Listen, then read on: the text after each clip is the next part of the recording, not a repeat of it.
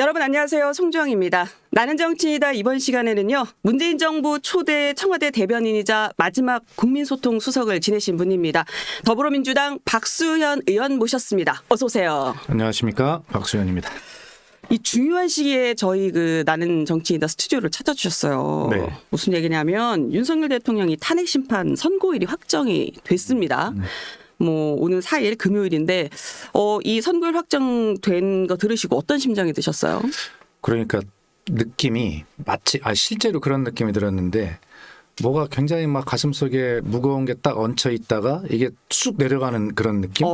예, 그런 느낌이 들었고 그래서 오늘 그 여러 국회의원들과 대화를 나눴는데 다 똑같은 심정이더라고요. 그러면서 또 얼굴 표정이 네. 이제 밝아지고 막 웃게 되니까 네. 다른 국민들이 볼 때 네. 좀 그렇게 너무 마음을 놓고 있는 거 아니야? 이런 생각이 들까 봐 마스크를 다시 끼고 표정을 숨기기 위해서. 그러나 하여튼 지금 끝난 것은 아니지만 그래도 그 탄핵 결정 선고 기일이 지정됐다는 것은 네. 이미 탄핵이 인용될 것이다라고 하는 기대를 갖기에 충분한 시그널이기 때문에 마지막까지 저희가 혼신의 노력을 다하되 어쨌든 그런 희망을 가지고 한번 지켜보겠습니다. 이 가슴이 묵직했었다 이 얘기는 이제 그 4월 18일도 넘어갈 수 있다 이런 좀 우려도 하셨다는 말씀이신 거죠? 지금 계속 이제 그 시그널이 나오는 것은 4월 18일을 넘기는 지연 작전으로 이들이 공작을 하고 있구나라고 하는 생각을 저희들이 확신을 가졌어요. 한번 우리 앵커께서도 돌아보면 이게 워낙 온 국민이 다 생방송으로 본 것이고 네. 전 세계로 다 타전된 것이기 때문에 온 세계인이 불법 비상계엄에 대해서 윤석열 내란 수계가 이것이 탄핵되고 파면될 것이라는 것에 큰 이견이 없었잖아요. 오히려 박근혜 전 대통령의 탄핵 때보다 훨씬 사안이 명징하다. 이래 간단히 끝날 것이다. 이래서 2월 말이면 종료가 될 것으로 생각을 했는데 지금 4월 초가 됐단 말이에요. 그만큼 3월 달을 넘어온 시간들을 보면 뭐 이런저런 과정들을 넘어왔는데 그럼에도 우리 국민들은 헌법재판소의 어떤 그에 대한 믿음 이런 걸 끝까지 갖고 선의로 지켜봤는데 결과적으로는 지난 그 3월 26일 이재명 대표의 2심 선고가 나오는 것까지 넘겼단 말이에요. 그렇죠. 원래는 좀 그 전에 있을 걸로 우리가 예상을 네. 좀 했었죠. 그래서 그때 헌재가 정치적 판단을 하고 있는 것 아닌가? 이재명 대표의 판결 내용을 보고 선고를 하려고 하는 거 아닌가? 뭐 이런 것까지 생각을 하게 되는 과정에 이르렀었고 또 심지어는 지금 국민의힘이 한덕수 대행에게 40여 재판관을 임명하지 마라. 그러면서 문영배 이미선 이 재판관이 4월 18일 임기가 끝나면 그 후임을 임명하도록 하겠다라고 하는 그런 얘기까지 권성동 대표가 하는 지경에 이르렀단 말이에요. 네. 그렇게 보면 틀림없이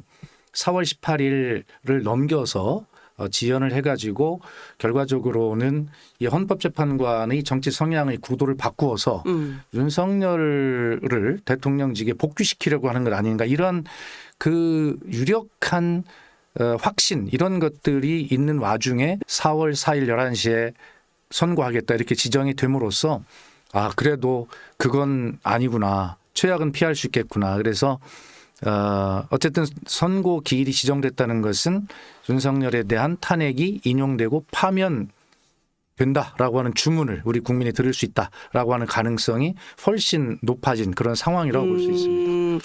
지금 말씀하시는 이 행간을 쭉 보면은 뭐 인용, 기각, 각하 이 중에서 의원님은 당연히 인용이 될 거다라고 확신을 하신다고 봐야 그러니까 될까요? 인용 이외의 아니면 다른 결정이 될 것 같다면 탄핵 결정 선고 기일이 지정되지 않았을 것이다. 저는 그렇게 보는 것이죠. 그러므로 이미 재판관들 간의 시간은 끌었지만 그러나 어쨌든 만장일치일지 뭔지는 모르겠으나 네. 의견이 통일이 된 것이고 그것은 인용밖에는 다른 결론에 이를 수가 없다. 그런 확신을 저희들은 가지고 있습니다.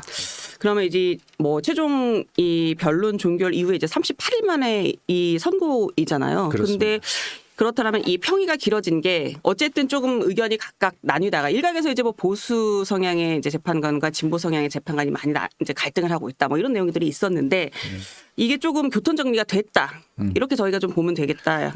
저는 뭐 그렇게 봅니다. 그리고 뭐 제 개인적인 생각을 좀 밝혀보면 사실은 보수 성향을 가진 그런 재판관들이 네. 사실 이런 상황에서 자기를 임명해 준 윤석열 대통령을 즉각 뭐 탄핵 인용한다 이렇게 하기에는 자기를 또 조금 껄끄러운 부분이 있지 않겠어요. 인간적으로 보면. 네. 이것은 뭐 제 생각입니다. 예.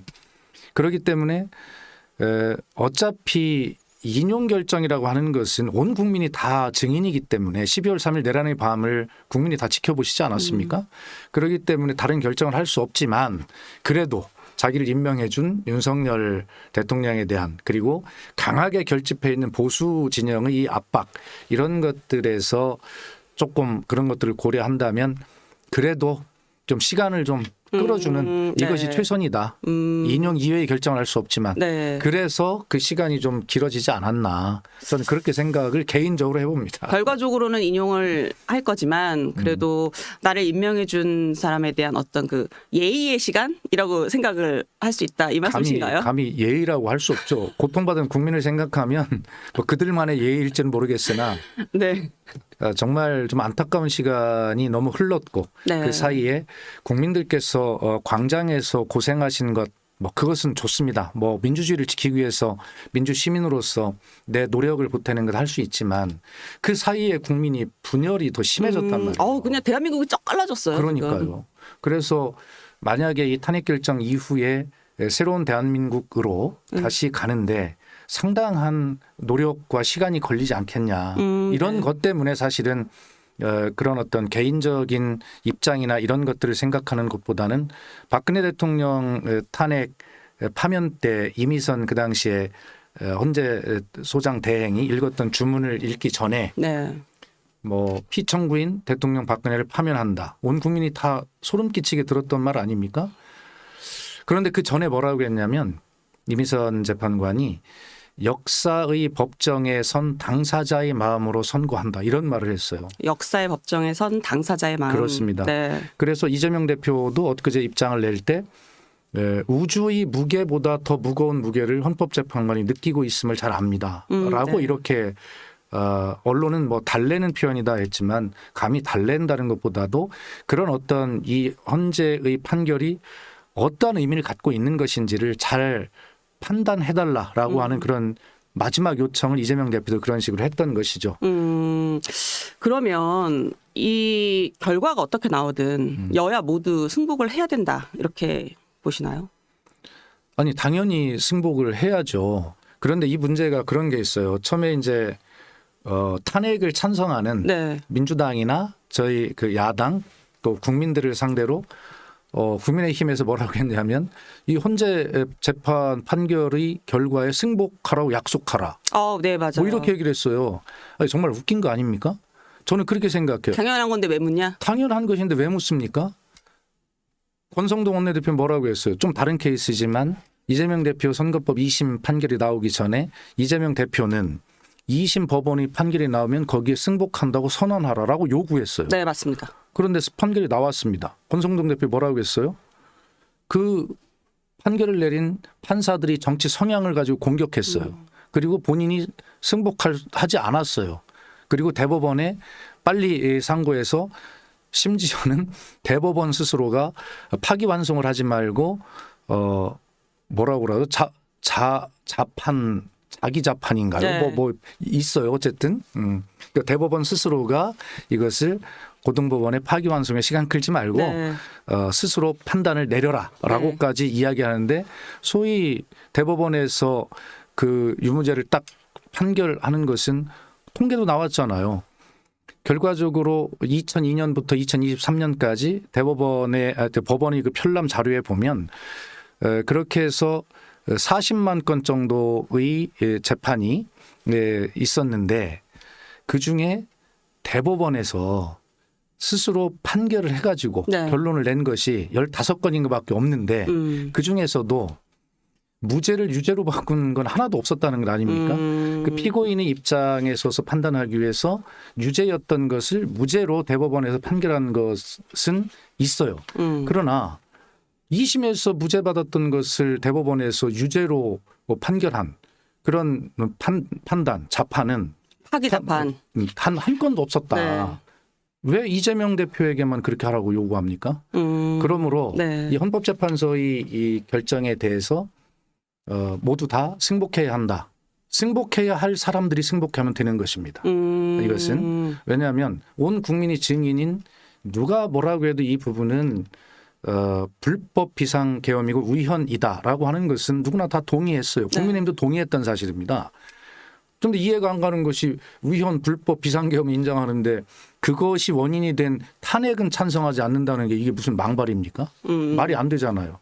그런 사람들이 저희들 보고 그걸 승복하라고요? 저희는 이미 그런 민주주의의 소중함과 대원칙 이런 것들에 대해서 이미 승복해 온 사람들이고 그 가치를 존중해 온 사람들이며 그러기 때문에 이번에 윤석열 대통령이 탄핵되고 파면되어야 한다라고 주장하고 있는 것입니다. 네. 다시 말해서 결론적으로 짧게 더 설명드리면 저는 이렇게 생각을 해봤어요. 한밤중에 흉기를 든 강도가 네. 고이 잠자고 있는 한 시민의 집을 강도를 하러 들어갔어요. 근데 들어가도 들켰거든요. 네. 들키자 뭐라고 하냐면 내가 이 집에 혹시 잠을 잘 자고 있는지 다른 일은 없는지 걱정이 돼서 좀 한번 살펴보러 왔다. 이렇게 주장하는 망발이나 똑같은 거예요. 그런데 그 집 주인에게 이 강도가 유죄를 받든 무죄를 받든 집 주인이 승복하실래요? 라고 물어보는 것과 똑같은 거예요. 그래서 국민의힘이 승복하라고 요구하는 것은 적반하장도 그런 적반하장이 없다. 적반하장이다. 질문 자체가 성립되지 않는다. 저는 그렇게 생각합니다. 승복하는 게 당연한데 굳이 그 얘기를 왜 하냐. 네. 그러면 왜 국민의힘은 지도부 그리고 또 차기 잠룡들까지 나서서 승복해야 된다. 이걸 왜 이렇게 강조하는 걸까요? 그러니까 그분들의 착각이겠죠. 그 아까 어떤 착각? 앵커가 처음에 말씀하셨듯이 뭐 5대3 되드락에 걸렸다. 뭐라고 하는 그런 어떤 불길한 뭐 여러 가지 생각들, 판단들이 언론에도 보도가 되고 네. 했었는데 그러자 국민의힘은 이 헌재에서 기각이나 각하 결정이 나올 수 있겠구나라고 이야기하고 서로 민주당은 민주당대로 다른 측면을 보고 네. 국민의힘 다른 측면을 보고 서로 빨리 선고하라고 주장을 한 거예요. 네. 국민의힘이 5대3 이게 기각이나 각하가 되겠다라고 하는 그러한 어떤 판단을 가지고 그것이 뭐냐면 그래서 헌법재판소가 국민의힘에 좀 유리한 판단이 나올 것이다. 너무 판단이 길어지다 보니까 네. 그런 망상까지 갖게 된 거예요. 온갖 소설 네. 시나리오들이 많이 나왔었죠. 그렇습니다. 의원님도 그 5대3 대드락 상황 언급하셨었잖아요. 그러니까 네. 아니 그래서 아까도 말씀드렸지만 지금까지 흘러왔던 헌재를 선의로 보고 우리가 이럴 것이다 했던 모든 순간들이 다 넘어버렸어요. 그래 급기야는 이재명 대표의 2심 거기까지는 차마 가리라고 생각을 안 했거든요. 근데 그것도 넘어버렸어요. 그렇기 때문에 생각할 수 있는 길은 헌법재판관들 사이에 이견이 있구나. 라고 생각할 수밖에 없는 상황까지 왔단 말이에요. 네. 그렇기 때문에 저도 개인적으로는 지금 헌법재판관들 안에 소위 5대3이라고 하는 구조가 지금 교착 상태에 있구나. 네. 또 그것을 전제로 민주당은 그리고 야권은 비상계획을 세우고 비상행동을 해야 한다. 그렇게 이제 주장을 했던 것이죠. 아마 그 5대3 이거에 이제 근거해서 얘기를 한 것 같은데 박홍근 의원님이 있었잖아요. 네. 민주당 원내대표까지 하셨었단 말이에요. 근데 이제 마은혁 재판관 임명이 안 된 상태에서 탄핵이 기각되면 승복 못한다. 이 말씀을 하셨어요. 그래서 야당과 시민사회가 불복 선언을 먼저 하자 그랬는데 여기에 대해서는 어떻게 생각하세요? 아니 지금 제가 말씀드렸듯이 비상계획과 비상행동이라고 말씀드렸잖아요. 네. 저도 페이스북에 썼습니다. 아니 헌법과 법률을 밥 먹듯이 위반하는 사람들은 저 사람인데 네. 왜 우리만 왜 민주당만 국민만 헌법과 법률을 지켜야 합니까? 이 상황에서. 저들은 그렇게 헌재를 무력화하려고 하는 그러한 시도를 하고 있는 것 아닙니까? 마은혁 재판관을 임명하지 않는다는 것은 네. 단순히 진보 성향의 재판관 한 표가 느는 것이 아니라 네. 헌법재판소라고 하는 대한민국 최고의 헌법기관의 구성을 완성하는 것이에요. 네. 그리고 그것은 이미 국회의장의 권한쟁의 심판에서 마은혁 재판관을 임명하지 않은 것은 위헌이라고 분명히 결정이 났는데도 불구하고 최상목 권한대행뿐만이 아니라 복귀한 한덕수 권한대행마저도 아직도 네. 그것을 임명하지 않고 있어요. 아니 대한민국 최고의 공직자가 헌법을 지키지 않는데 대한민국이 이 헌법 질서가 살아있는 국가 맞습니까? 이것을 그대로 승복해야 합니까? 마은혁 재판관은 표의 한 표가 많고 적고를 떠나서 대한민국 헌법 질서를 완전히 무너뜨리고 무시하고 있는 그 한덕수와 최상목에 대한 이것은 조치입니다. 네. 그렇기 때문에 박홍근 의원이 그런 말을 한 것이라고 저는 생각을 해요. 아니 이 마은혁 재판관 후보자를 임명하지 않는 거 이건 이제 헌재에서도 당연히 위헌이다라고 이제 결론을 내렸어요. 위헌이라는 거는 이제 재론의 여지는 없는 것 같아요. 근데 이제 말씀하시는 거에서 제가 약간 헷갈리는 부분이 뭐 의원님 아까 표 예시를 들으신 것처럼 저도 예를 들자면 누가 뭐 예를 들어서 어느 가게 가서 뭐 도둑질을 했어요. 근데 이제 쟤도 도둑질 하니까 그럼 나도 하자고 가는 거랑 같은 느낌이다라는 게 지금 말씀하시는 과정에서 제가 딱 듣는데 아니, 제가 그러니까. 제대로 이해를 한 건지 못한 건지. 그러니까. 네. 설명을 드리면 아까 제가 평화로운 집에 침입한 강도 네. 그리고 앵커께서는 지금 가게에 도둑질하러 들어간 도둑 예를 들었잖아요. 네. 이 두 가지 전제는 뭐냐면 그 행위를 한 것을 가지고 옳다 그러다 따지자는 문제가 아니라 그런 일을 해서는 안 되는 거예요. 그렇죠. 애초에.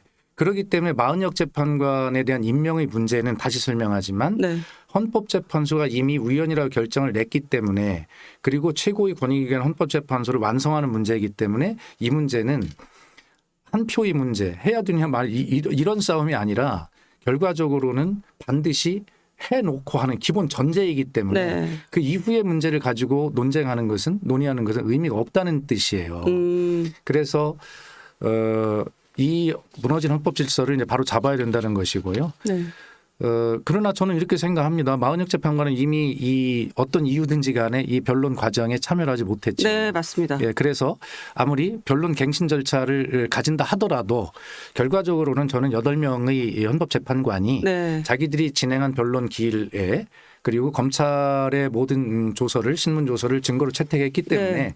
그런 어떤 것들을 가지고 역사적, 법적, 양심적 판단을 가지고 8명이 마은혁 재판관 없이도 저는 충분하게 8대 0의 인용 결정을 분명히 내릴 수 있는 문제이기 때문에 마은혁 재판관은 반드시 재판관에 임명이 돼야 되고 하지만 네. 윤석열이 탄핵 이 문제에 대해서는 굳이 그걸 가지고 시간을 끌거나 왈가왈부하게 할 필요가 없다. 저는 그렇게 생각을 하는 편입니다. 네. 조승래 수석 대변인도 그 말씀 하시더라고요. 헌재가 8인 체제로 윤 대통령 탄핵 관련 선고하겠다고 했으니까 그 결정 자체에 대해서는 수용할 수밖에 없는 거 아니냐. 그래서 수석 대변인이시니까 이게 이제 민주당의 당론이다. 뭐 이렇게 그렇죠. 봐도 네. 되겠죠. 그 탄핵 선고에 이제 지정이 됐는데 말씀하신 대로 마은혁 재판관은 이제 여기에 역할을 할 수는 없어요. 그럼에도 불구하고 당장 임명은 해야 된다. 왜냐하면 위헌이기 때문에. 그렇습니다. 네. 예. 민주당이 이제 마은혁 헌재 후보자 임명 시한을 4월 1일로 못을 박았었는데 이제 상황이 지금 변했잖아요. 네. 그럼 이제 전략 수정은 어떻게? 그러니까 이제 그 헌재가 이번 주에 그러니까 어제 선고 기일이 지정이 됐지 않습니까? 네. 4월 4일 11시를 한다고. 이런 것이 선고 기일이 지정이 안 되고 이번 주를 넘어간다라고 하는 전제에서 네. 저희가 그런 어떤 비상 계획을 짰던 것이에요. 그렇기 네. 때문에 선고 기일이 지정이 됐기 때문에 이제는 헌법재판소가 역사적, 법적, 양심적 정의 결정을 하도록 저희가 계속 촉구하는 것이 지금 해야 할 일이다. 저는 그렇게 생각을 합니다. 그러면 뭐 당장 뭐 2일이나 3일 본회의 이뤄지니까 이때 예정대로 뭐 쌍탄핵 추진해야 된다 이런 목소리도 있기는 하던데 그거는 지금 좀 지켜봐야 된다 상황을. 저는 그렇게 생각합니다. 예, 알겠습니다. 요거는 조금 얘기가 어쨌든 이제 헌재 선고일이 지정이 돼서 조금 쟁점이라고 볼 수는 없는데 국무위원 연쇄 탄핵 이제 민주당 초선 의원들이 말씀하셨잖아요. 근데 지도부에서는 요거는 지도부의 당론은 아니다라고 좀 선을 그었어요. 그 이유는 뭐라고 보시나요? 결과적으로는 민주당이 선택할 수 있는 모든 행동 예를 들어서 이번 주에 선고 기일이 지정이 되지 않고 선고가 되지 않고 이번 주를 넘긴다면이라고 네. 한 전제를 계속 말씀드리잖아요. 네. 그러면 4월 11일 선고 밖에는 거의 시간이 없는데 네. 4월 11일은 4월 18일 문영배 이미선 언제 재판관이 퇴임을 앞두고 너무 촉박합니다. 그렇기 때문에 이것을 판결을 결정을 안 하고 그냥 넘어갈 수도 있다는 그런 네. 비상한 생각을 민주당이 야권은 하지 않을 수가 없었거든요. 네, 그런 전망들도 나오긴 했었어요. 그러니까요. 예. 그렇기 때문에 이번 주를 그냥 넘기는 것, 다시 말해서 결과적으로 4월 18일을 그냥 넘겨버리는 이런 어떤 저쪽에 공작이 진행되고 있다는 확신을 네. 저희들은 가질 수밖에 없는 상황이기 때문에 그렇다면 이 모든 것을 다 할 수밖에 없다. 대한민국이 완전히 무너지는 일이기 때문에 그래서 지금 말씀하신 대로 한덕수, 최상목 쌍탄핵은 물론이고 네. 그것은 뭐 당연히 근거가 있는 이야기죠. 헌법재판소 결정이 있으니까. 네.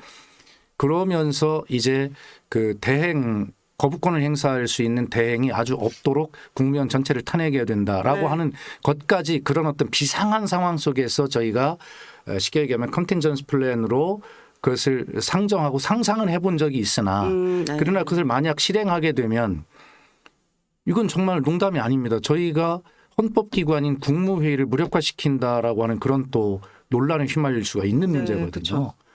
그러면 민주당이 그야말로 내란을 일으킨 세력 아니야? 라고 또 물타기 되면서 또 거꾸로 이것을 되치기 당할 수가 있죠. 당 지도부는 그런 측면까지 모든 것을 다 검토했을 겁니다. 네. 예, 그래서 원래 뭐 정치라는 게 그렇잖아요. 지도부의 결정과 밑에서 요구하는 초선 재선 열정이 넘친 의원들이 주장은 다를 수 있고. 그렇죠. 뭐 예. 다양한 목소리가 있을 수 다양한 있죠. 목소리가 있고 예. 그런 목소리들을 당 지도부는 적정한 선에서 때로는 상대에 대한 압박 수단으로 활용할 수도 있고. 네, 정치적 뭐 수사로. 그런 것이죠. 네. 예, 그런 어떤 모든 가능성들이 정말 비상하게 많은 상상들이 저희들이 그렇게 할 수밖에 없는 그런 어떤 최후의 벼랑 끝에 서 있는 마음으로 그런 어떤 여러 가지 상상들을 해봤습니다. 네. 사실 뭐 이런 내용들이 만약에 당론으로 결정이 되려면 의원님들도 생각이 다 다양할 테니까 그럼 의원총회 열어서 여기서 그럼요. 이제 하나의 네. 중지를 모아서 이제 결정을 하겠죠. 이재명 대표 선거법 2심 무죄 나왔잖아요. 네.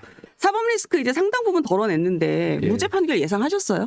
저는 애초부터 이 문제를 제가 이제 방송에 많이 패널로 출연하지 않습니까? 아마 정말 무죄 전도사라고 할 만큼 제가 많은 주장을 해왔고요. 무죄 전도사. 예, 알망을 해왔고요.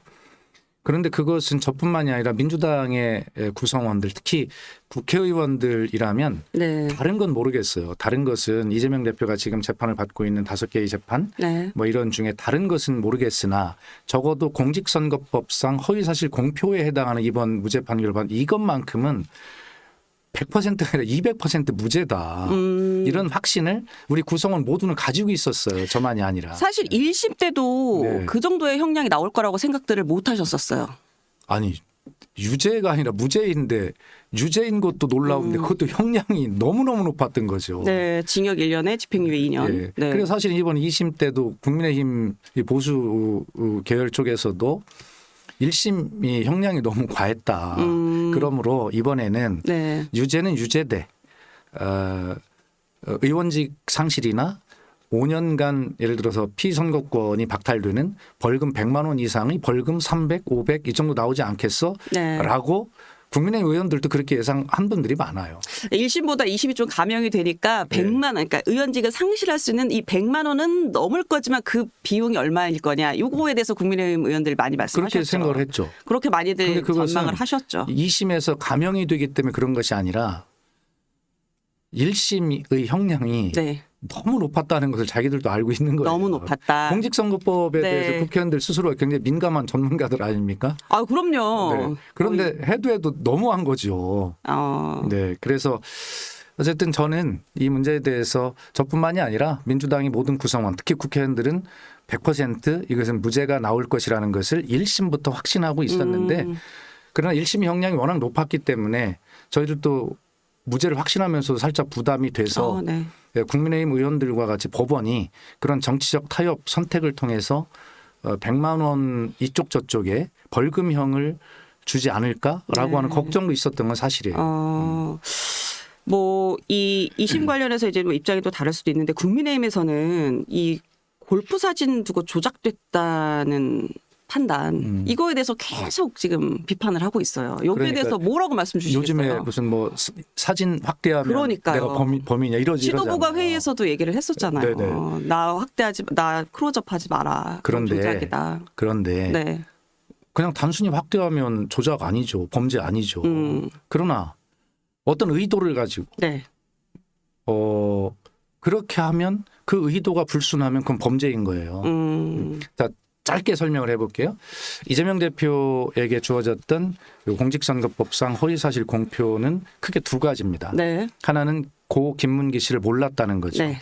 이 고 김문기 씨를 몰랐다는 것에 대해서 이재명 대표는 가장 가슴이 아프게 피해를 본 사람이라고 저는 생각해요. 입장을 바꿔놓고 생각해도 가장 억울할 것 같아요. 이재명 대표를 신뢰하지 않는 사람들, 국민들이 대부분은 어디에서 그렇게 됐냐면 네. 뭐 다른 건에서도 있을 수 있습니다만 네. 특히 아니 자기가 살기 위해서 와 그렇게 자기 심부름했던 부하 직원인 고 김문기 씨마저도 모른다고 잡아댄단 말이야? 와 이재명 저 사람 안 되겠네. 지도자감이 아니네. 뻔뻔하네. 네. 이런 이미지를 온팡 덮어써서 악마화가 돼 있는 사람이에요. 얼마나 억울하겠어요. 그게 무죄라면. 그죠? 사실이 아니라면. 사실이 아니라면. 네. 그런데 1심에서는 이 김문기 씨를 모른다는 것이 이제 세 가지인데 하나는 성남시장 재직 시절에 몰랐다는 것과 그다음에 경기도 도지사 재직 시절에야 알았다는 것과 그다음에 지금 말씀하신 골프 사진 이 네. 세 가지입니다. 근데 1심에서는 성남시장 재직 시에 몰랐다는 것과 이 경기도 지사 재직 시에 알았다. 이것에 대해서 다 인정을 해서 무죄 선고를 해버렸어요. 이것은. 그러니까 성남시장 재직 시에 몰랐다고 이재명 대표가 TV에 나가서 한 말이 맞는 말이에요. 네. 실제 잘 몰랐어요.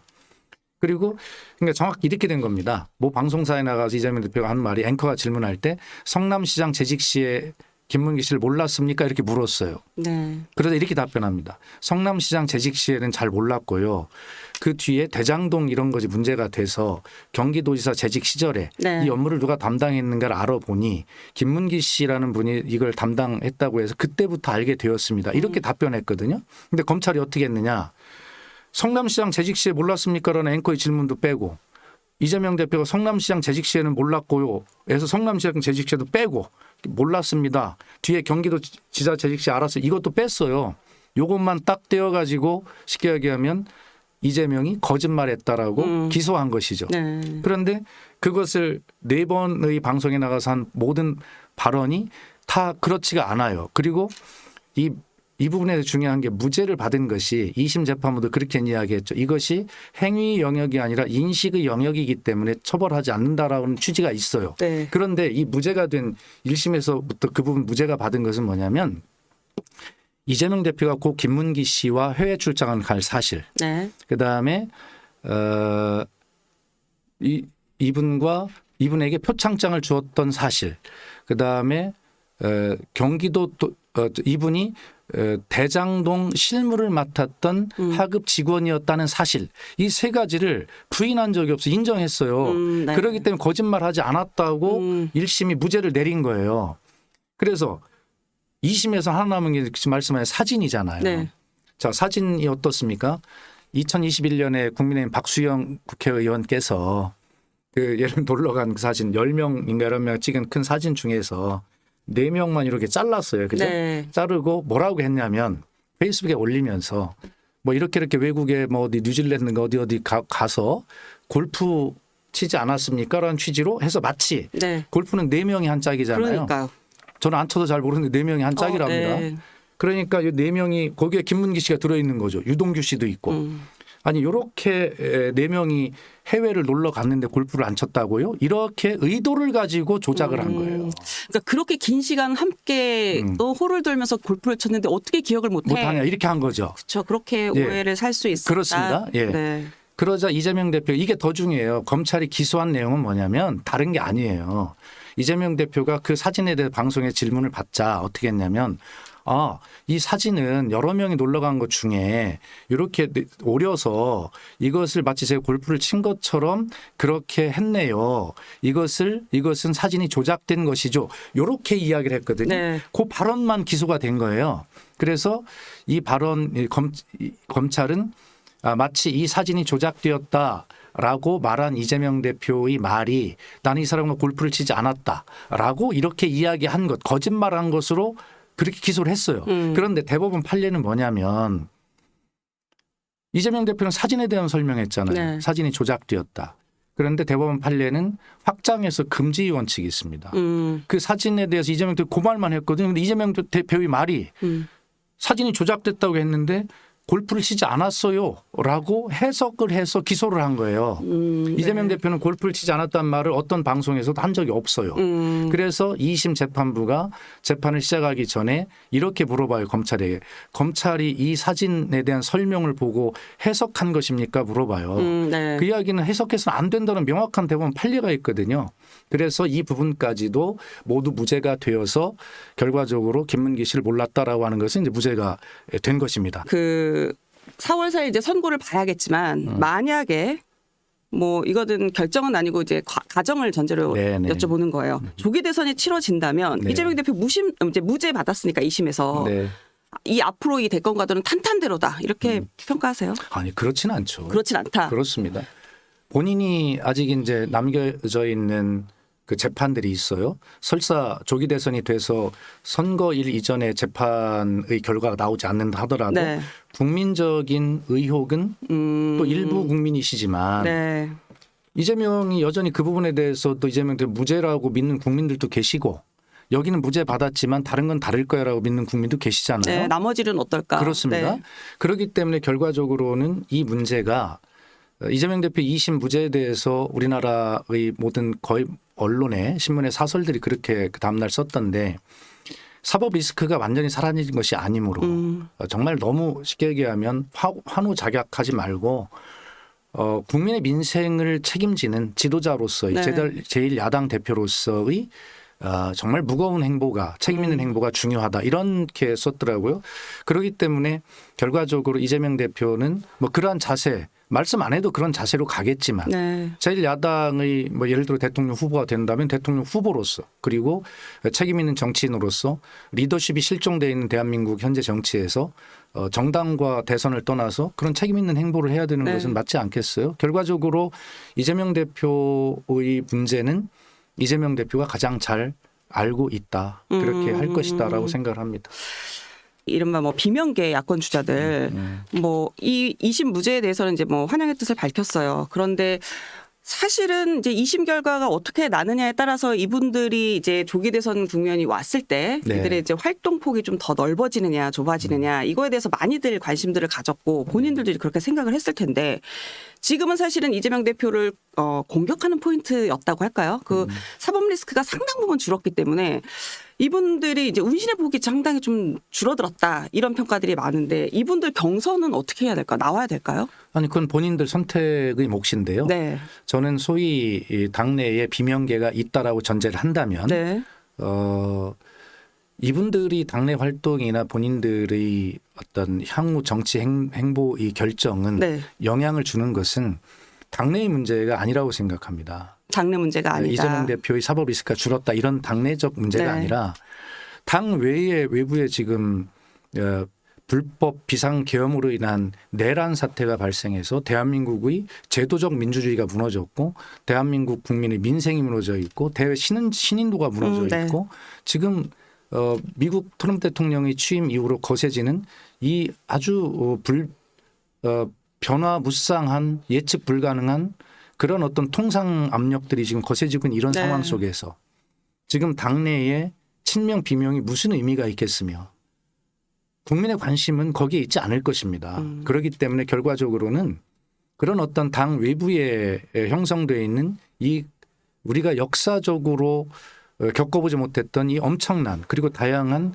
이 외부의 위기, 국가적 위기에 위기가 결과적으로 이번 대선의 포인트지 당 내부의 이런 문제가 포인트가 될 것이 아니기 때문에 결과적으로는 소위 비명계라고 일컬어지는 분들의 대선 경선 후보 출마의 여부에 사실은 그런 부분들이 함께 더 크게 작용할 것이다. 저는 그렇게 보고 있습니다. 입지가 뭐 스스로 좁히는 것이 아니라 그런 외부적인 위기가 워낙 크기 때문에 네. 사실은 입지가 굉장히 좁을 수밖에 없는 환경에 처해 있는 것이죠. 트럼프 2기 행정부가 들어서고 나서 이제 우리 대한민국이 처한 이제 다양한 이 변화 상황에 대해서 특별히 좀 대처를 못 하고 있다. 그래서 국민들이 많이 우려하는 건 사실인 것 같아요. 말씀하신 것처럼 뭐 관세도 그렇고 등등 그러니까요. 너무 많아서 빨리 이제 이 혼란스러운 이 상황을 조금 수습하고 뭔가 이제 앞으로 나아가야 되는데 그게 가능할까라고 이제 퀘스천 마크를 찍고 있는 국민들도 굉장히 많거든요. 그렇습니다. 그것이 이제 바로 탄핵 인용과 대통령 파면 이후에 네. 대한민국이 가야 할 길인데 역대의 우리 대한민국 국민은 너무 현명하고 지혜로우시기 때문에 쉽게 얘기하면 그보다 더 큰 국가적 위기들을 국민의 힘으로 다 극복해 왔습니다.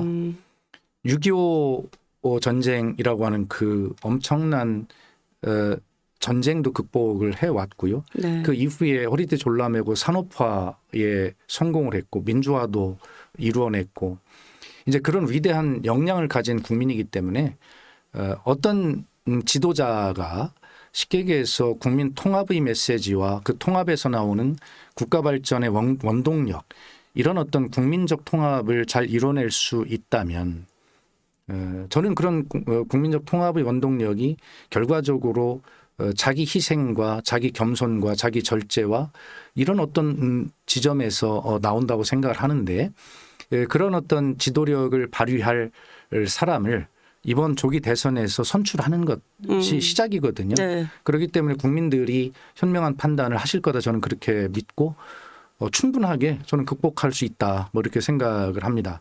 트럼프의 출범으로 들어선 관세 정책의 변화나 이런 어떤 통상 환경의 변화는 네. 압력은 우리만 받고 있는 것이 아니거든요. 사실. 전 세계적으로 지금 전방위적으로 지금 맞아요. 정신을 못 차리고 네, 있잖아요. 네. 뭐 이런 측면에서 오히려 저는 질서 아닌 세계 질서가 지금 자리를 잡으려고 하고 있는데 저는 늘 이런 생각을 했어요. 제가 아까 처음에 소개해 주신 대로 청와대의 첫 대변인과 마지막 국민 소통 수석을 지냈는데 트럼프 대통령도 직접 보셨잖아요. 트럼프 대통령과의 그 많은 그 정상회담과 전화 정상회담을 네. 제가 직접 다 그 첫 1년 동안 다 기록한 사람 그렇죠. 현장에 역사의 현장에 계셨었는데 그래서 느끼는 것은 트럼프 대통령이 문제가 아니에요. 뭐가 문제예요, 대체? 우리 그러면? 대통령이 문제입니다. 우리 대통령이 문제다. 우리 지도력이 누가 되느냐에 따라서 트럼프가 가져오는 여건이 변화하는 상수 아닙니까? 네. 그게 변수가 아니에요. 그 네. 변수를 만들 수가 없어요. 그런데 그것을 대하는 우리의 태도와 전략은 무엇인가가 중요한 거예요. 네. 그래서 저는 트럼프 대통령을 겪어보면서 느낀 것이 딱 하나 있습니다. 명분과 실리에 강한 분이다는 것이에요. 그렇기 때문에 우리가 명분에도 강한가요? 실리에 강한 거는 알겠는데. 명분도 강합니다. 그래요? 그러니까 이런 거죠. 트럼프 대통령 때 우리가 주한미군 방위비 분담금 협상을 강하게 요구받을 거다. 그때 우리 손정 앵커께서도 청와대 출입하시는 기자였으니까 그런 기사 많이 쓰셨잖아요. 네. 그리고 그때 저희가 그 방위비 협상 그 문제 때문에 고생 많이 했어요. 그러니까요. 네. 그럼에도 불구하고 실제로 트럼프 대통령과 그 부분에 대해서 네. 이야기가 시작이 됐을 때 제가 지금에 밝힙니다만 굉장히 짧게 끝났어요. 짧게 끝났어요. 굉장히 짧게 끝났습니다. 국내에서는 거기에 대해서 우려하는 거는 엄청난 기간 동안 우려도 하고 전략도 짜고. 그러니까 우리의 네. 전략이 문제라고 하는 게 그때 기억하시잖아요. 트럼프 대통령을 헬기에 태워가지고 그 평택으로 이전한 주한 미군 기지의 네. 상공을 정말 잘 구경시키고 엄청나게 거의 공을 들였거든요. 자, 회담이 시작됐어요. 트럼프 대통령이 방위 분담금 이야기를 꺼냈습니다. 네. 그때 문재인 대통령이 간단하게 이 협상을 저는 끝냈다고 기억을 하는데요. 그게 뭐냐면 바로 그런 거였어요. 트럼프 대통령님 오늘 주한미군 평택 기지에 상공을 둘러보시고 안에 들어가 보시고 어땠습니까? 라고 물어봅니다. 트럼프 대통령이 뭐 연일 최고라고 합니다. 네. 연일 최고다. 그런데 아시겠습니다만 저희에게는 강점이 있잖아요. 주한미군 기지에 주둔하는 그 토지의 부지의 비용 네. 그것이 저희는 무료 아닙니까? 그렇죠. 그런데 일본과 독일은 그것이 유료잖아요. 지불하고 있죠. 그렇죠. 그것을 설명을 합니다. 그러자 아까 트럼프 대통령의 실리뿐만 아니라 명분에도 저는 강하다고 느끼는 것이 뭐냐면 명분 있게 우리 대통령이 차분차분 설명을 하니까 더 이상 다른 말씀을 하지 않으셨어요. 그래요. 그래서 시진핑 주석도 그런 지도자입니다.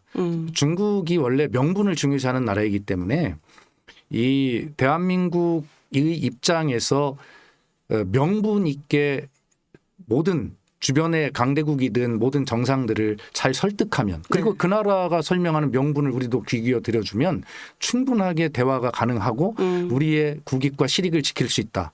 그래서 트럼프가 문제가 아니라 저는 트럼프를 상대할 우리 대통령이 누구냐가 문제라는 주장을 항상 해왔습니다. 예. 그런 지도자를 뽑으면 됩니다. 네, 이 손바닥도 부딪혀야 소리가 난다. 근데 한쪽이 엄청 세면 이 손을 맞받아칠 수 있는 센 사람. 그게 이제 말씀하신 거는 이제 지도력이라고 네. 생각을 하는데 그러면 여쭤볼게요.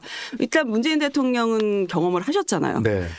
지금으로서는 민주당에서는 뭐 지지율로 놓고 보면 이재명 대표가 상당히 앞서가 있어서 후보가 될 가능성이 현재로서는 높은 상황이에요. 네. 이재명 대표랑 이제 비교를 했을 때 네. 이재명 대표도 상당히 이 집권의 능력을 보여주는 강점이 있다라고 네. 생각을 하시나요? 문재인 대통령이 가진 장점에 대해서는 뭐 제가 대변인 수석을 했기 때문에 제 입으로 말씀을 드리면 또 뭐 자화자찬한다 이렇게 말씀하실 것 같기 때문에 네. 그냥 놔둡시다. 네. 어쨌든 윤석열 정권을 탄생시켰다. 검찰총장을 시킴으로써라고 하는 그런 어떤 비판을 거세게 받고는 있지만 네. 그러나 그 당시는 윤석열 검찰총장을 선발한 것에 대해서 국민이 깜짝 놀라고 사실은 환호했습니다. 그런 측면이 많았어요. 윤석열 대통령을 이제 당시 검찰총장으로 임명했을 때 그 취재를 하고 있는 기자들도 와 이랬어요. 그때 와한 게 서울중앙지검장 임명할 때 아니었던 아 맞아요. 서울중앙지검장. 그렇죠? 네네. 어쨌든 그게 검찰총장 네, 길이었습니다. 맞습니다. 네. 그때 그걸 취재하던 춘추관 출입 기자님들께서 와 하고 탄성을 질렀던 저도 기억을 하거든요. 네. 그런데 사람 10길을 물속은 알아도 한 길 사람 속을 모른다고 그걸 어떻게 네. 다 알았겠습니까? 그래서 문재인 대통령께서 결과적으로는 지난 얼마 전에 인터뷰를 통해서 정말 그런 어떤 것에 대해서 유감도 표하시고 뭐 하신 적은 있지만 네. 그러나 어쨌든 문재인 대통령은 역대 모든 대통령이 거의 불행하게 마감을 했던 그런 거에 비해서 마지막에 50% 가까운 지지율로 대통령을 퇴임한 거의 최초의 대통령입니다. 그렇다고 보면 문재인 대통령과 문재인 대통령 시대의 장점은 분명히 있어요. 이것은 평가받으리라고 생각을 합니다. 지금 윤석열 대통령의 출연 때문에 워낙에 그거에 대해서 왜 그런 사람을 검찰총장만으로 대통령이 되게 했느냐라고 네. 하는 이런 비판을 받지만 그것은 뭐 저희들은 지금은 뭐 달게 받겠다 이런 생각이고요. 공과 과를 구분해서 네, 분명히 그렇습니다. 존재하는 공은 예. 인정을 받을 것이다. 하는데 이재명 후보에 대한 이제 비교점에 네. 대해서 이제 물으신 건데 저는 이재명 대표를 가까이에서 같이 정치를 해본 적이 없어서 잘 모르겠어요, 솔직히. 네. 그러나 온 국민이 성남시장이던 이재명 시장을 오늘날 이렇게 뭐 대통령 후보까지 되었고라고 주목했던 것은 코로나 시대의 그런 위기. 네. 뭐 그때는 경기도지사였는지 뭐 모르겠습니다. 하여튼 그때 아주 단호하고 적재적소에 단호한 조치들을 취해 나가는 그런 어떤 지도력 네. 그런 것을 보고 이재명 이라고 하는 정치인에게 주목하기 시작한 것 아닌가. 결과적으로는 이재명 대표는 그런 어떤 단호함과 그래서 뭐 어떤 그 커뮤니티 방의 이름이 보면 이재명은 한다. 아 그런 방이 뭐 그런 거 있어요? 많이 있죠. 아, 그런 네. 이름들이. 그러니까 무엇인가 실행력을 굉장히 높일 수 있는 그러한 지도자적 이미지를 스스로 만들어 왔고 국민이 그런 점을 주목해서 보고 있다. 그런 것이 이재명 대표의 강점이고 이 위기 시대에 그런 지도자에 대한 강한 저 사람은 예를 들어서 아직 해소되지 않은 다른 문제들이 있죠. 네. 있지만 그러나 저 사람은 일 하나는 똑부러지게 잘할 수 있다라고 하는 그런 신뢰. 그것이면 뭐 충분하게 이 위기를 국민과 함께 헤쳐나갈 수 있는 적재적소 적시에 꼭 필요한 지도자가 아닐까, 지도력이 아닐까. 저는 뭐 그렇게 생각을 개인적으로 합니다. 네. 뭐 그런 이유에서인지는 모르겠으나 이 각종 여론조사에서 이재명 대표가 1위를 달리고 있어요. 그런데 이 특정 정치인을 지지하지 않는다 이렇게 말하는 부동층 있잖아요. 네. 이 부동층이 사실 이 대표 지지율보다 높아요. 이건 왜 그런 걸까요? 아니, 그것은 아직은 사실은 조기 대선이라는 것이 네. 가시권에 와 있는 것 같지만 모든 것이 불확실한 상황이거든요. 아직 다시 말해서 대한민국의 미래 지도자를 누구를 뽑을지를 아직은 확실하게 결정을 안 한 단계입니다. 이때는 네. 당연히 부동층의 비율이 훨씬 높은 것이 정상이고요. 네. 그리고 이재명 대표만 부동층이 높은 것이 아니라 거론되는 모든 사람들이 그래요. 예, 문재인 전 대통령 얘기 지금 앞에서 이제 같이 이재명 대표 얘기랑 물려서 얘기를 했는데 그 얘기를 좀 해볼게요. 문재인 전 대통령 이제 소환 통보를 받으셨어요. 그렇습니다. 그 이후 전주지검에서 이 서면 조사했는데 예. 또 소환 조사까지 통보한 이유 뭐라고 보세요? 한마디로 망신주기죠. 망신주기다. 예. 그래서 지금 굉장히 검찰의 입장이 곤란하지 않습니까? 특히 심우정 검찰총장은 지금 내란 공모했다는 의혹도 받고 있어요. 그것은 뭐냐면 12월 3일 내란의 밤에 대검 간부가 방첩사의 간부와 통화를 하고 선관위에 갔다라는 의혹을 받고 있어요. 그러면 내란 공모입니다. 이것은. 자, 좋습니다. 그럼 앞으로 밝혀지겠죠. 두 번째는 윤석열 대통령이 구속이 돼 있었는데 지기현 판사가 아주 신박한 논리로 날과 시간을 따져서 네. 계산을 해가지고 석방을 했어요. 네. 그때 대법원에서조차도 이것은 즉시항고를 해서 상급법원의 판단을 받아봐야 한다는 의견을 냈잖아요. 네. 그런데도 심우정 검찰총장이 즉시항고를 하지 않았어요. 그래서 윤석열 저희들 표현으로 내란 수개가 석방이 돼서 내란을 일으킨 사람이 지금 밖에 나와 있어요. 이것이 심우정 검찰의 민낯입니다. 네. 그다음에 심우정 검찰총장 딸의 특혜 문제 지금 심각하지 않습니까? 네. 어제 특혜. 외교부가 이 심우정 검찰총장 딸의 채용 여부에 대한 공익감사를 청구했더라고요. 네. 어떻게 되나 한번 두고 보면 알 일인데 지금까지 알려진 사실만 봐도요. 경험을 경력으로 포장해서 위조 아니 받아줬다는 거 아닙니까? 조국 대표 같았으면 벌써 그렇게 했으면 난리 났을 거예요. 그런 식으로 했다면. 자, 지원 자격 조건을 조금 바꿨다. 예, 예. 그래서 이제 그런 의혹을 좀 받고 있는 그리고 거죠. 그 연구원 경력이 아니라 연구원의 보조원인데 그거를 마치 연구원인 것처럼 그래서 경험을 네. 경력으로 포장했다 뭐 이런 의혹도 받고 있는 것인데 좋습니다. 그리고 나서 그런 상황 속에서 이제 검찰이 이런 때 흔히 물타기용으로 여러 가지를 흘리잖아요. 네. 이 타임이 절묘한 거예요. 그리고 내용을 봐도 도저히 검찰이 이렇게 흘려서 이렇게 할 내용이 아닌데 모든 것을 알고 있는 전주 검찰이 왜 이렇게 마치 무엇이 있는 것처럼 이렇게 이런 짓을 하는가, 못된 짓을 하는가. 네, 못된 짓을 한다. 저는 그렇게 표현합니다. 늘 캐비넷에 넣어놨다가 때가 되면 꺼내서 네. 마치 뭐가 있는 것처럼. 자, 김정숙 여사 건에도 한번 생각해 보시죠. 뭐 청와대 출입할 때도 잘 아셨잖아요. 샤넬 자켓 문제. 네. 네, 그렇죠. 이런 문제 지금 완전히 무혐의로 끝났는데 그동안 얼마 동안을 괴롭혔습니까? 그리고 제가 청와대 수사 갈 때 언론에도 브리핑을 나가서도 했고 직접 브리핑도 했고 사실 이게 아니라고 그렇게 했음에도 불구하고 끝까지 이 문제를 물고 들어줘서 했지만 결과적으로는 제가 브리핑했던 설명드린 그대로 다 밝혀졌어요. 그리고 나서 무혐의 처리했잖아요. 네, 무혐의 처리.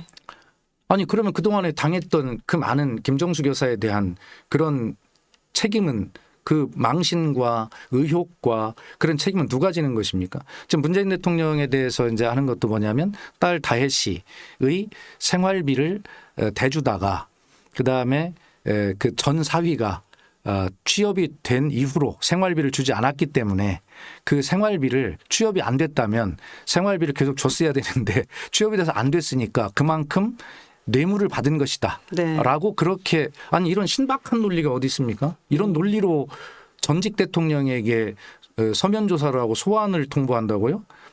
말이 되는 소리를 해야죠. 그리고 생활비를 준 적도 없습니다. 생활비를 준 적이 없나요? 저희는 없습니다. 당연히 생활비 줬다라고 아닙니다. 생각하고 있었는데. 그것은 뭐냐면 문재인 대통령 부부가 서울에 사시는데 집이 없으니까 네. 전 사위 이름으로 됐던 집에 들어가 살았던 것이죠. 그래서 그 부분에 대해서 주변의 시세와 똑같이 월세를 계좌에서 계좌로 준 거예요. 네. 그런데 그 검찰이 이미 다 알고 있습니다. 다 문재인 대통령과 모든 가족들의 계좌 압수수색을 다 통해서 다 증명이 네. 됐어요. 그것이 생활비가 아니라 월세였다는 것이 계좌에서 계좌로 알고 있으면서 생활비를 줬다는 그런 신박한 논리를 가지고 생활비를 안 주게 됐으니까 이게 뇌물이다. 이게 도대체가 제가 머리가 조금 그래도 남들보다 좋은지 어쩐지 모르겠습니다만 그래도 국회의원이라도 할 만큼 머리가 있으니까 이 말을 알아듣지 검찰이 주장을 알아듣지 네. 도대체 이 말 자체를 알아들을 수가 없어요. 그래서 다시 한번 말씀드리지만 정말 전주 검찰이 모든 증거를 다 가지고 있고 내용을 다 알고 있는 이 일을 가지고 전직 대통령에게 이렇게 해야 되는가.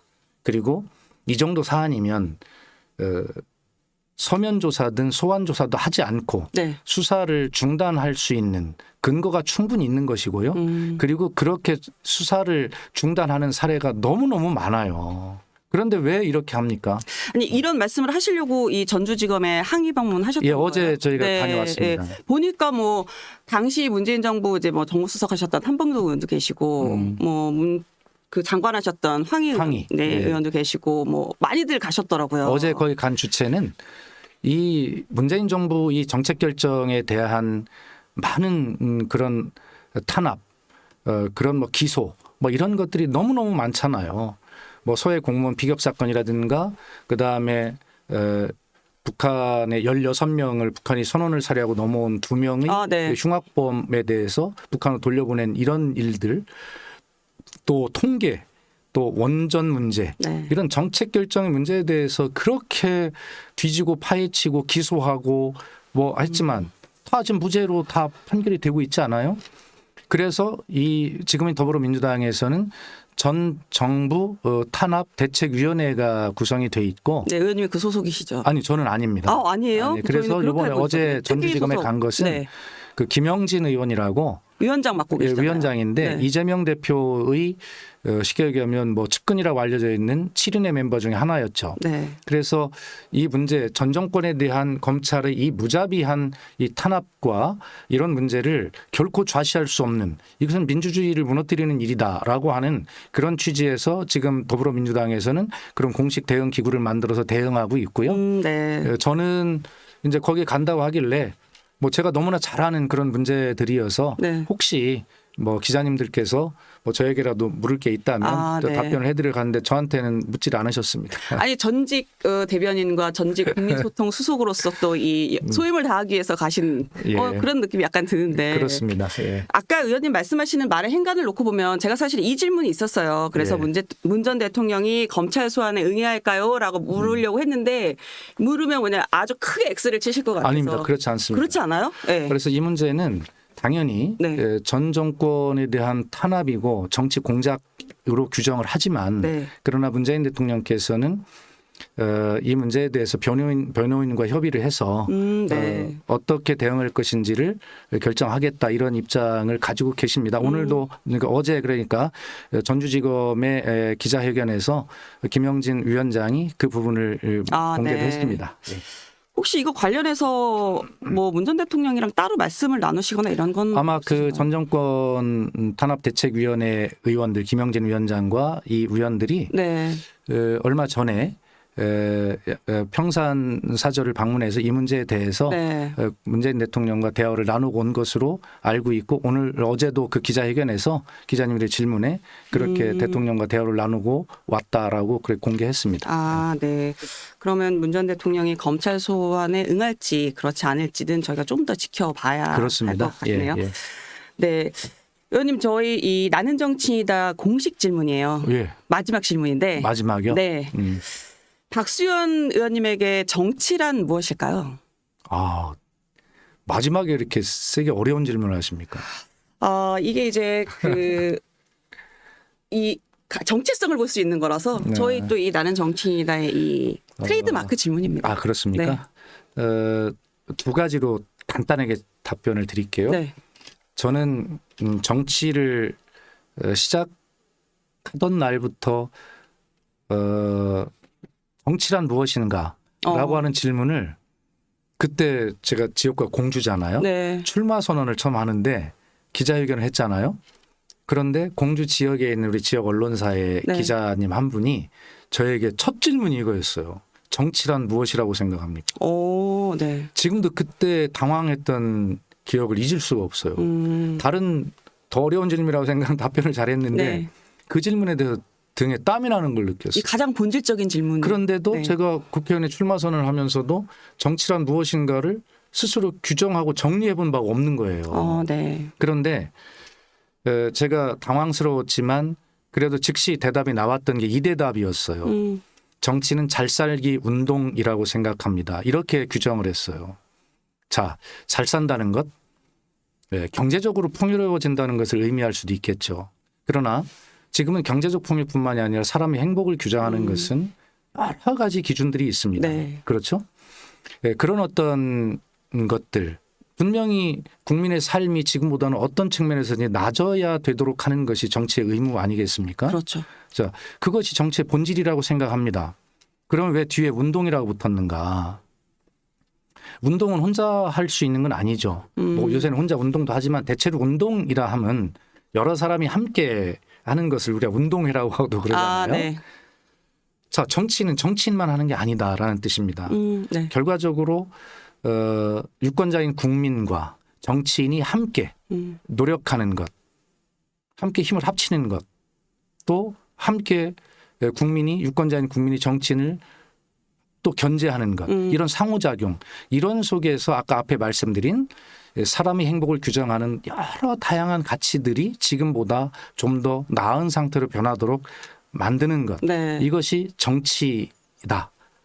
그래서 저는 그때 그 기자님의 질문에 정치는 잘 살기 운동이라고 생각합니다라고 답변을 즉석에서 드렸는데 왜 그런 답변이 나왔는지 저도 지금 모르겠어요.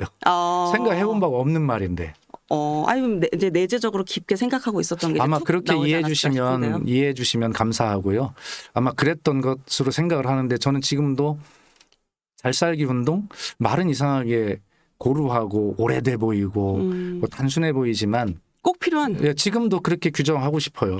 네. 그다음에 두 번째로 말씀드리면 제가 그 시점인데 그 왜 국회의원 출마하려면 되게 자기를 알리는 그 뭐 책 같은 거 한 권 쓰잖아요. 그렇죠. 출판 기념회도 네네, 출판 하고. 기념회들 하죠. 그래서 제가 첫 번째 뭐 참 말도 안 되는 뭐 글을 하나 책을 썼는데 처음부터 끝까지 제가 직접 다 썼습니다. 그래요? 그리고 마지막에 이 책 제목을 붙여야 되겠는데 그 책 제목이 차마 돌아서지 못하는 마음이에요. 이제 제가 그 책 제목을 사실 봤거든요. 그렇습니까? 의원님 책이 2권이 있더라고요. 네네네. 근데 차마 돌아서지 못하는 마음. 그래서 내가 사실 내용은 못 보고 제목만 보고 또 뭐 지금은 돌아가셨지만 어머니에 대해서도 좀 지극정성이셔서 그렇습니다. 어머니를 말씀하시는 건가? 아니면 지역 주민과의 뭔가 에피소드가 있어서 차마 돌아서지 못하는 마음이라는 건가? 이 정도 제가 생각을 하고 사실 잘 보셨어요. 그래요? 그래 아마 차마 돌아서지 못하는 마음 출판 기념회를 하는데 지금은 돌아가셨습니다만 제 고등학교 3학년 때 담임 선생님께서 오셔서 축사를 하시는데 그 책을 드시고 국어 선생님이셨거든요.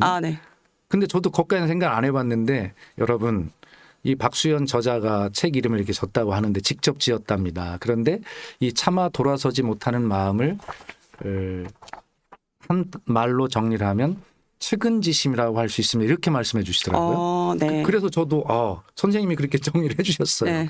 근데 왜 제가 그걸 책 제목을 오랫동안 고민을 했냐면 제가 이제 공주에서 서울까지 고속버스를 타고 출퇴근한 의원으로 알려졌잖아요.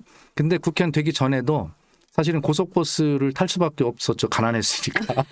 그런데 그때 강남 고속터미널에서 여의도를 가려면 지하도를 건너서 그 반대에서 버스를 타고 여의도를 갔어야 돼요. 근데 그 당시는 꼭 강남 지하도에 이렇게 바구니 하나를 놓고 동냥하시는 분들이 간혹 계셨어요. 그런데 제가 그렇게 버스비밖에 없이 가난한 사람이었다 하더라도 그 100원짜리 몇 개 남은 거 그걸 가지고 꼭 그 앞에 앉아서 그걸 몇백 원이라도 드리고 갔었어요. 그런데 얼마 시간이 지나서 깜짝 놀랄 걸 발견했어요. 어떤 제가 그분들을 쳐다보지도 않고 그냥 걸어가는 거예요. 아, 예. 그러면서 어떤 생각을 했냐면 나는 저분들을 불쌍하게 생각해. 안쓰럽게 생각해. 나는 착한 사람이야. 라고 스스로 생각하고 있는 거예요. 도덕적 우위 예, 의식을 예. 갖고 있다. 저는 그때 저한테 충격받았어요. 네. 그래서 이래서는 안 되겠다. 그래서 내가 저분들을 정말 불쌍하게 생각하고 정말 그런 마음이 든다면 뭐 불쌍하다는 표현도 미안해요. 그러나 네. 정말 그런 마음이 든다면 내가 그 앞에 앉아서 100원짜리 2개라도 그 바구니에 넣고 일어서는 발길이 마음이 쉽게 떨어지지 않아야 된다고 생각했어요. 네. 그분이 처한 현재의 위치와 네. 그분이 뭐 이런 여러 가지 환경이 마치 내가 처한 환경이고 내 형제, 내 가족이 처한 환경과 동일시해야 된다. 그래서 그때 제가 굉장히 혼자 막 반성을 하고 뉘우쳤던 생각이 나요. 교만해졌구나 제가. 그래서 그때 이제 국회의원에 출마를 하면서 그 경험이 떠올라서 국회의원이라고 하는 게 되면 이렇게 정말 힘들고 낮고 어려운 고통을 당하는 국민들을 위해서 정치인들이 그곳에 시선과 온 마음이 가 있어야 되겠다라고 하는 그런 생각이 들었고 그때 그런 뉘우쳤던 생각이 나서 제가 네. 차마 돌아서지 못하는 마음 그분에게서 차마 돌아서지 못하는 그런 마음을 가져야 되겠다 그런 생각을 했는데 또 그러면서도 남들이 그걸 보면 또 교만하다고 생각할 게 걱정되잖아요. 그럼에도 그 책 제목을 네. 쓰고자 결심한 것은 그것이 제가 정치인으로 살아가는데 저의 네. 나침판이 되어주기를 원했기 때문이에요. 내가 처음에 썼던 이 책의 제목 차마 돌아서지 못하는 마음이 제가 정치하는 동안 잊지 않아야 되겠다. 그리고 잊지 않겠습니다. 라고 그날 출판기념회에 찾아왔던 저의 유권자 국민들께 교만이 아니라 정말 잊지 않겠습니다라고 약속한 뭐 그런 것이에요. 그래 정리하면 정치는 저에게는 잘 살기 운동이자 차마 돌아서지 못하는 마음이다. 네. 이렇게 답변드리겠습니다. 저는 의원님 이 말씀하시는 잘 살기 운동 그리고 차마 돌아서지 못하는 마음을 들으면서 요 두 정치라는 이 두 개의 화두가 공감인데 아주 격한 공감이라는 이 용어의 한 줄기로 이렇게 연결이 돼 있다는 느낌을 받았어요. 왜냐하면 내가 공감하고 내가 그거에 대해서 이제 빠져들 정도로 느끼면 잘 살기 운동을 안 할 수가 없거든요. 그렇습니다. 예, 그리고 이 공감이 이렇게 혼연일체가 돼서 되면 돌아서기가 쉽지가 않거든요. 내가 그래서 계속 공감이라는 단어가 의원님 말씀을 들으면서 떠오르고 아니 오늘 우리 송주영 앵커가 네. 나는 정치인이다의 오늘 마지막 네, 맞습니다. 시간이라고 이따 클로징 멘트 하실 것 같은데 네, 맞습니다. 예. 마지막 출연자여서 기쁩니다. 기쁩니다. 마지막 출연 네. 사실은 위로를 드려야 되는데 네. 나는 정치인이다를 통해서 정말 더 능력을 인정받으시고 빛이 나서 더 좋은 기회를 가지시겠다고 네. 저는 그렇게 들었는데 감사합니다. 그런 측면에서 보면 네. 이렇게 귀한 자리에서 축복된 자리에서 제가 마지막 질문으로 이 질문을 받게 된 것이 큰 저에게 울림이고 네. 또 나는 정치인이다 우리 시청자 가족 여러분께 이렇게 자신 있게 제가 말씀을 드려놓는 이유도 이 영상이 사라지지 않을 거잖아요. 그렇죠. 제가 정치하는 동안에 그 마음을 잊지 않아야 돼야 되겠다라고 우리 나는 정치인이다 시청자 여러분께 또 한 번 약속드리는 저의 약속으로 이렇게 말씀드리니 이해해 주셨으면 감사하겠습니다. 네. 박수현 의원님께서 해주신 이 정치인으로서의 약속 어떻게 지켜나가고 계실지 저희가 이제 뭐 말씀하신 대로 나는 정치인이다에서는 이제 조금 떠나게 됐지만 어느 자리에서도 저희가 좀 애정어린 시선으로 지켜보도록 하겠습니다. 의원님 긴 시간 말씀 감사히 잘 들었습니다. 예. 조금 전에 말씀드리다시피 한 가지 소식을 전하게 됐습니다. 이 작년 1월 첫 선을 보인 나는 정치인이다가 벌써 1년을 훌쩍 넘었습니다. 여기 계신 박수현 의원님을 포함해서 이곳을 찾아주신 정치인들 그리고 여러분 덕분에 큰 사랑도 많이 받았는데요.